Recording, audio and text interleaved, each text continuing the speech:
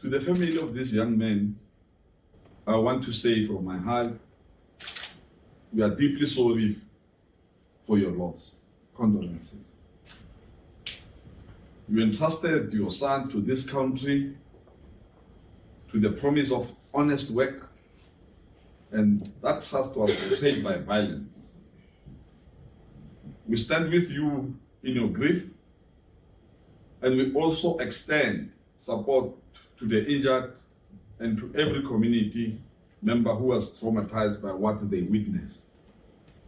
And we want to also confirm we've seen family asking for support.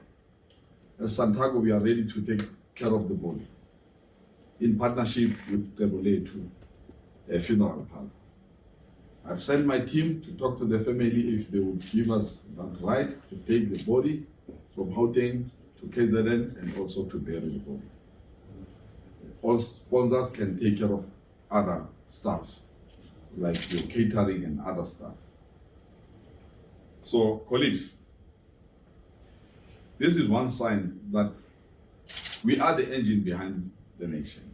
Santaco cares. And we also spoke to some Soweto ministries because we need divine intervention in this regard. After the funeral and everything, we are sending a team to go to hospital to check on those that are still in hospital. And after that, we will do a prayer day or a prayer at Maponya Mall. And we've got support of the bishops and the ministries. I was talking to them this morning, and they are waiting for us. We still have to go and consult with the Maponya management to make sure that happens somewhere in September, because August is already gone. This strategy is not just a transport story, it is a human story. It is about life cut short. It is about families left broken. It is about communities that no longer feel safe in South Africa. As Santaco, we cannot remain silent. We condemn this violence in the strongest possible terms. It is inhuman, it is criminal, and it is unacceptable. We are saying zero tolerance for violence, as much as we've said GBV, but we cannot be coming with another direction of a pandemic that is troubling our nation for the whole of this week. Let me be absolutely clear today, colleagues, members of the media, that Santaco has a zero tolerance policy for violence. Any operator, driver, or member of our associations found to have been involved in this attack or any similar act of violence will be immediately expelled from our ranks. And this is just not a talk show. It's a promise that we are saying to our members, enough is enough. We cannot continue like this. Associations and as employees in the industry, we must be responsible. The leadership must take responsibility of actions that are happening in their space of operation. Their cases will be handled directly to the police, and as Santaco, we will support full prosecution and we will never defend or shield perpetrators. Violence is not a competition. Violence is not a conflict resolution. Violence is crime. And crime has no place in the taxi industry or anywhere in our South African community. Even during my inauguration as the president of this organization, we know that the perception from long time ago, taxi operators in terms of the violence, the so-called violence of killing, I said to them, this is not violence, it's criminal. It's criminality at its best, and we must assure our South African communities that, heartless as it is, Santaco and the whole taxi fraternity, we must admit this criminality that is committed by criminals in our name. We humbly ask for prayers from the community as we also facing the infiltration by criminals as we are cleaning up the industry. Someone said, there's a lot that we are doing behind curtains, and the future looks bright for this industry. The first week of September, we are just about to test the first of its kind, the cashless system in the taxi. And we've got what you call formalization in terms of forming companies, which our own Samtia has. There's 100 companies trained by TITA, and then all that was left was implementation. Now, we don't want to be seen like spaza shops. The history of spaza shops in South Africa, where the third force will try and distract and make us to lose focus. Law must deal harshly with these criminals, just like it does in other industries. Like we have bogus doctors, false pastors, fake police, and lawyers, and scammers in financial savings. We also have criminals in the tax industry who are terrorizing the community, and we say they must be dealt with. And we are here to assist police when needed. So you must remember, colleagues, that sometimes to discipline, you need law enforcement. When a criminal commits crime, he or she must be arrested. And we no longer even deal with the step aside. We will say immediately membership must be ceased. Because we cannot allow a situation where we create more offense and more widows. That club is full. There's no longer membership for widows and caused by criminals in our space and in our name. We need to be accountable and we need to lead. We know that South Africans are very angry and disappointed. Many are asking and many are still saying we are bullied. Bully, our members are bullied. And I was talking to my colleagues, what is happening on the space of provinces, regions, and associations? Why this bully always comes up? What is happening? And you've got these people that when fired by the taxi industry, they come up with their own association to discredit us and do things that obviously will discredit us as Santaco. So, if Santaco is the recognized leader of the taxi industry, why does this keep on happening? That's my question to my own members. I said, this must stop, and it must stop now. And Soweto, I think that's where things start and stop. We will stop it in Soweto. We don't even want it to go and mushroom to other, because we've got challenges in airports, malls, you know, and all these areas. And now we cannot even talk about, someone might ask, you're talking about tourism, doing things like this. Because I asked myself, was that necessary? Because I was watching at the clip. And I said, can't be in my leadership. This is a fair and important question that we ask ourselves. Why does this keep happening? As the apex body of the taxi industry recognized, and we started with Santaco was formed somewhere in 2001, 20 years in existence, constitution not amended, policies, we've started policies this year. One of the things that we are doing is to make sure that we become a recognized structure to represent the entire taxi industry in South Africa.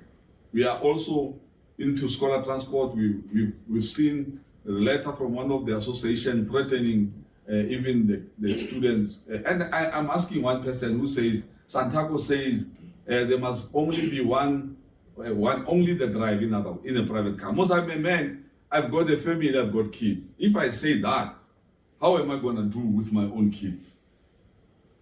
So it means me now as a president, because this morning I took my kids to school, this morning. So it means so it's me saying other people must not do it. It's highly impossible. It needs common sense. But we cannot do that because we are also part of the community. We are not from another planet, coming and dictating terms to other people not to live.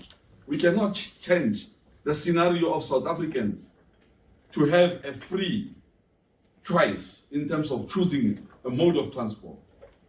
We need to compete free and fairly so. That's our mission. The taxi industry has been doing it for quite some time. So I'm wondering, where does this demon come from? When you take a taxi and go into a funeral, you're from Pretoria to Soweto. You can't even be able to come into Soweto. Being a taxi, so it is highly impossible. And we are working on this thing because it troubles us as leadership to say, this can't keep on happening, and people on our behalf saying things that the communities are looking at us as if, no, something is wrong in our heads. We know exactly that we are South Africans, we are black South Africans, and we are in business. As much as, sometimes I was saying, regulations, fine, regulations, the ministry or the MEC or operating license, but if that is a challenge, why not bring it up so that we can be able to address, not go and kill and ban. How do you solve a problem whereas you create another problem? And we are saying dearly to our members, you stop this. It has to stop. And it has to stop now.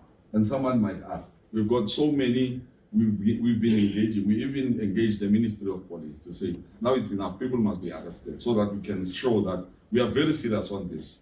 As the apex body, there was a recognition through the 2020 National Taxi Quota. There were a number of issues raised, the subsidization, professionalization, formalization, and so on and so on.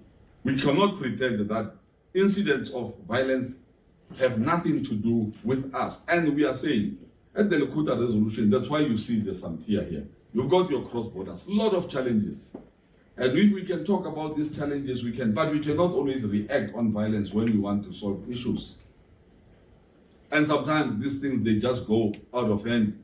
Anyone can say anything, and it will go very bad. And it's very bad for us to be here today and talking about what happened, because we cannot, there's no excuse about it. We cannot pretend that violence have nothing to do with us. But when the public sees violence in the taxi space, they see the entire industry, and by extension, Santaco. And I've mentioned churches, the banking sector. You've got most fake lawyers, but that does not mean if you've got a fake pass, we must no longer go to church. It can be. So this is one of the examples. And I was saying to Pastor this morning that Lucifer was one of God's favorite disciples, Lucifer. But he became devil. And someone said, but God, because he's the forgiving God, why he did not forgive Lucifer? It's because Lucifer never asked for forgiveness. So Santaco is coming forward to say, forgive us. We are working on this. And we want divine intervention.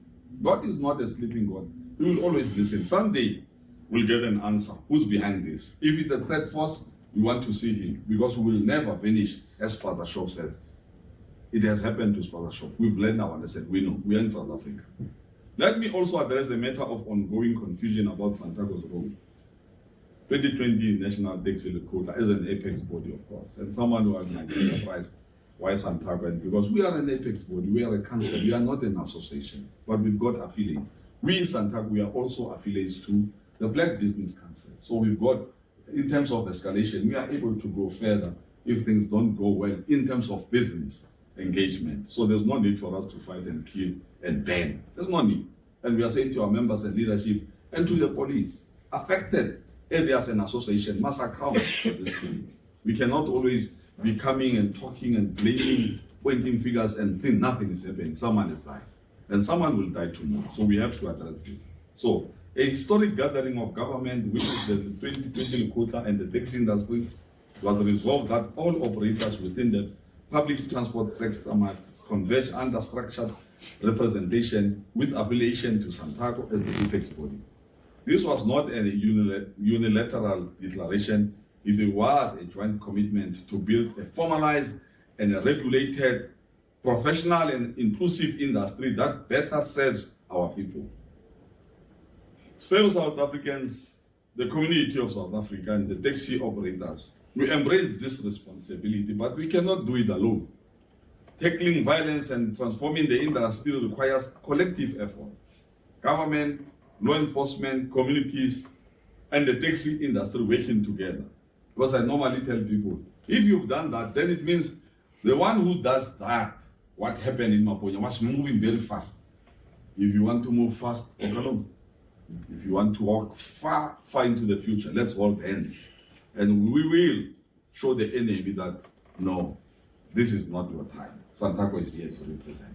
So, we are saying, only through this partnership can we rebuild public trust and deliver the safe, reliable, and dignified transport system that South Africans deserve. It's only in the taxi industry, because there are good things that we are doing. If someone in the rank from Polokwane wants to come to Victoria, and someone, they marked him and have taken the money, you know they will always come to the taxis. We do give some free rides for those that are in need at that time.